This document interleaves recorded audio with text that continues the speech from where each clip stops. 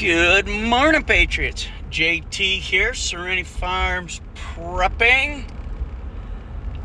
So, by now, everyone has heard or seen the East Palestine, Ohio intentional train derailment and subsequent intentional mushroom cloud dropping hydrochloric acid onto thousands of miles of farmland, rivers, and streams, and potentially millions of residents. The mushroom cloud has migrated. People in Pittsburgh, approximately an hour away, are now reporting black stuff falling from the sky.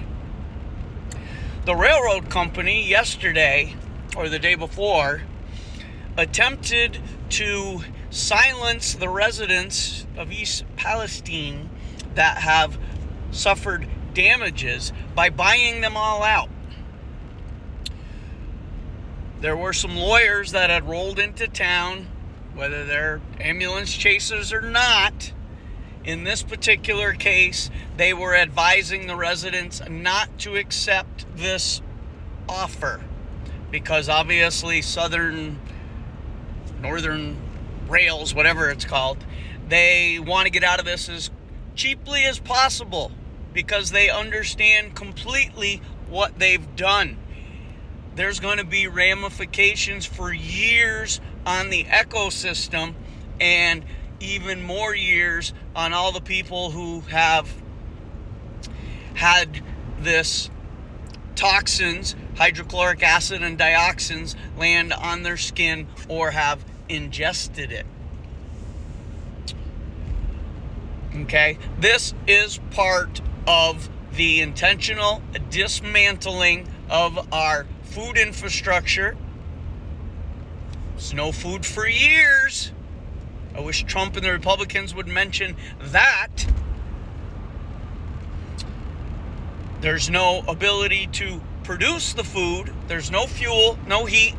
All right, we know about all that. What I want to focus on here is that was a pretty good-sized town. The city closest to me has 50 square miles. Train track runs right through the middle of the downtown city area. So it goes through the city for a couple miles.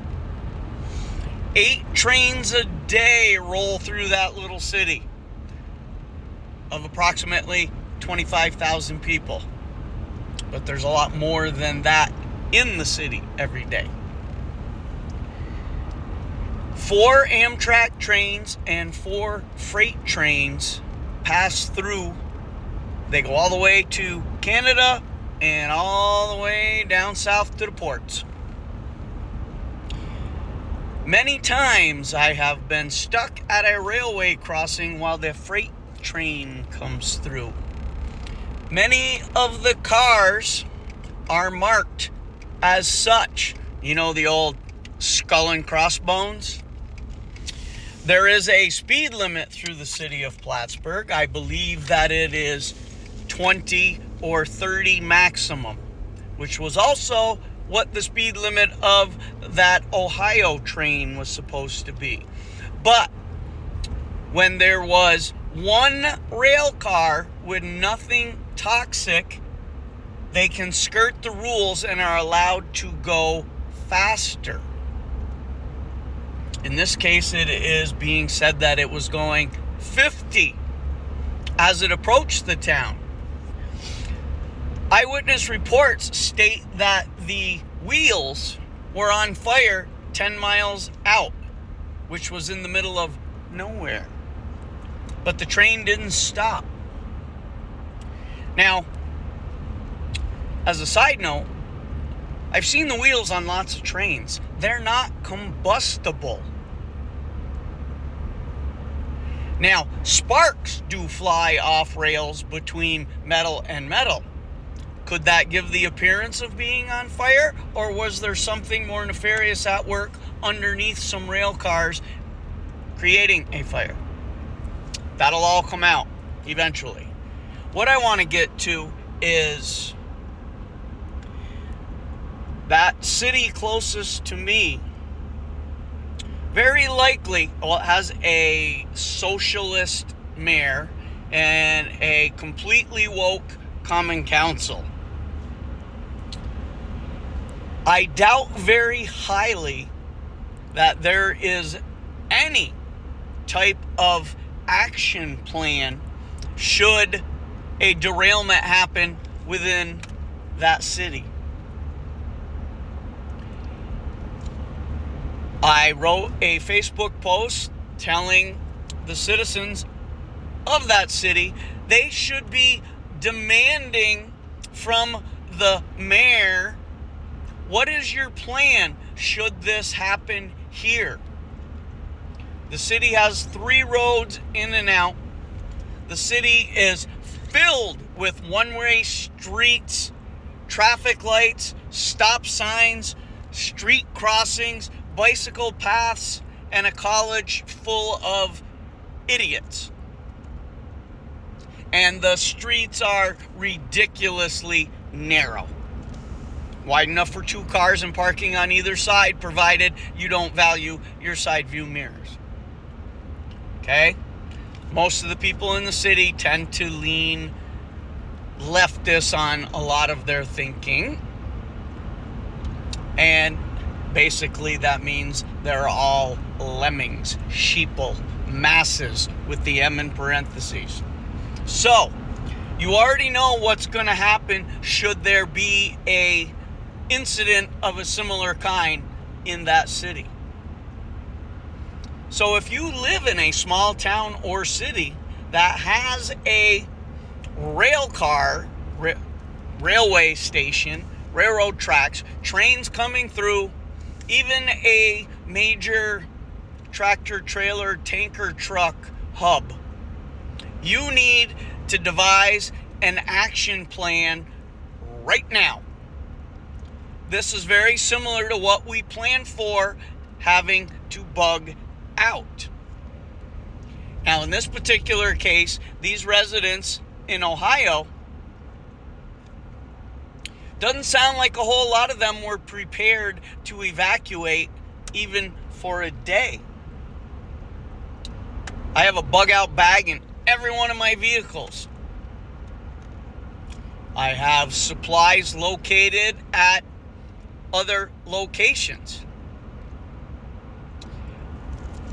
Everything I do is based on having to leave for maximum 1 month, because I'm going to make my last stand at the compound. But things happen where you may have to leave.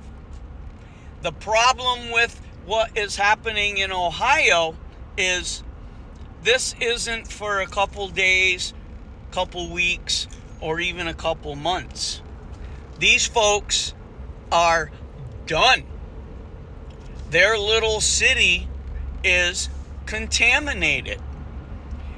The massive acreage of farmland that's been contaminated will be so for at least 1 to 2 years. The pH level, as the hydrochloric acid drops down on it, will not allow anything to grow, and in fact kills all microbes, nutrients, and stuff already existing in the ground. Their water supply has been tainted. Now, the water is also leaving their area.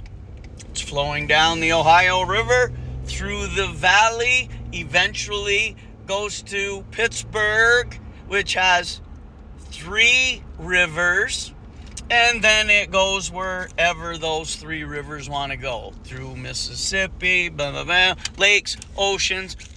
You getting what's happening?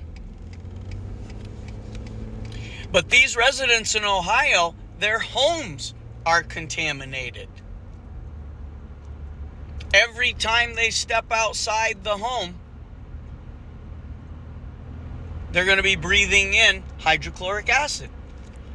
Think y'all remember your 8th and 9th grade biology class when we got to play and make hydrochloric acid in little teeny tiny doses?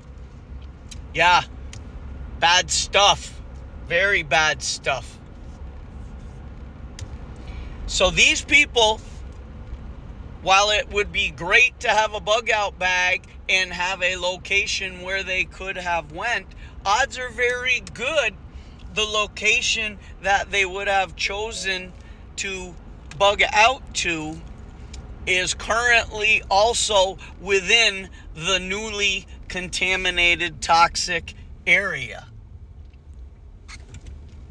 If their supplies are being kept in a decent secured location, they very likely can get those and keep moving. But these people have instantly, in the course of 10 minutes, likely lost their job, lost their livelihood, lost their school system, lost their business, lost their land, lost their income, and lost their homes. And the mushroom cloud has already moved an hour and a half down the road, doing the same to other areas. Think of the cesspool shithole city of Pittsburgh. How many millions live there, and what's being contaminated? Remember, you will own nothing and you will be happy. So, let this be a learning lesson for all of us. Devise your own plan.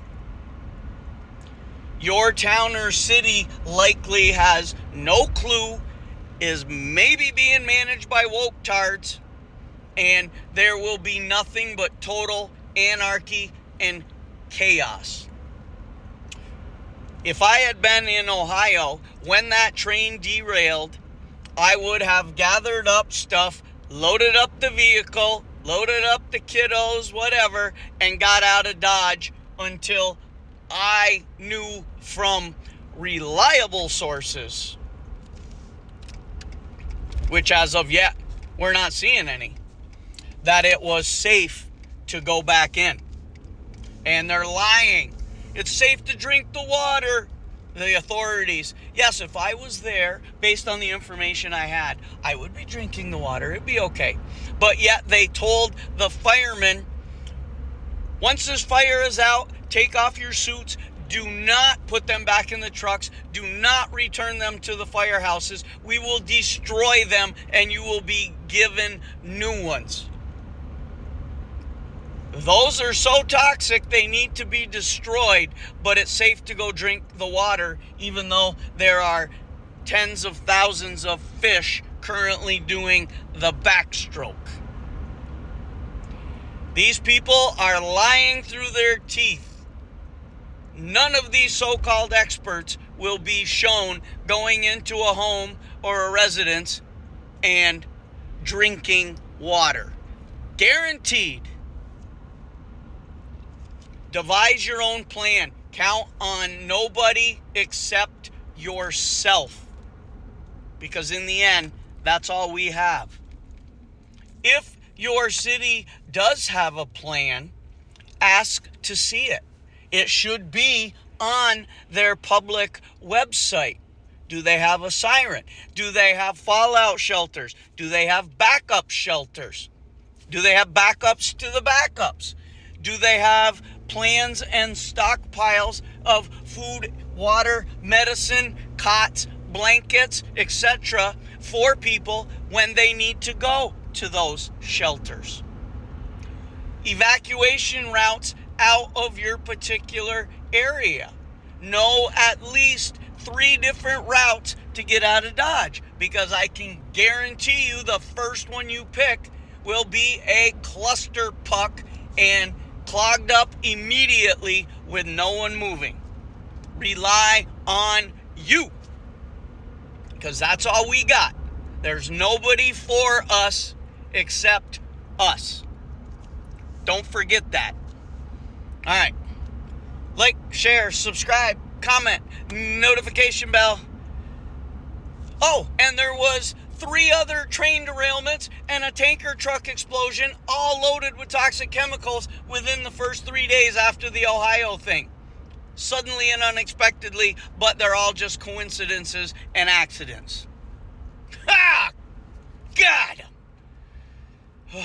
For now, Jake T, signing off.